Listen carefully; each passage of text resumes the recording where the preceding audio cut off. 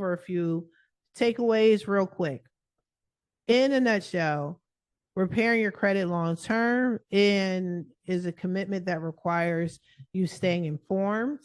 You gotta want to do that. Let me say that I can't want this more than y'all. And I've said this to y'all so many times, right? But stay informed.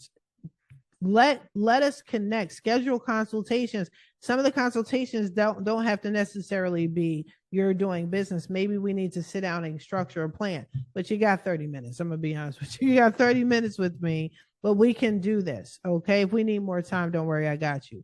Okay. But let's be smart about it. Take heed to what Miss Anderson said. If you need to schedule a consultation with her, please do so, because all of this is intermingled with each other. You can't just purchase a house with bad credit and poor finances. You're going to be rejected. So to be honest with you, this is the first step. These are the first steps that you have to take.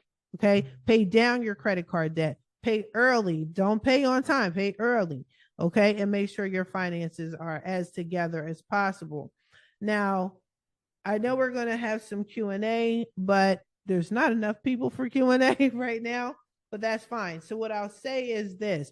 Here's my contact information. You will also have Miss Anderson's contact information will be in the description if you didn't already catch it. Contact us. That's the best thing I can tell you. Ask as opposed to just doing, because some people, your rush is at the end of the year, you're freaking out and you're like, I need to do X, Y, and Z, and you make it worse for yourself. Let's not do that.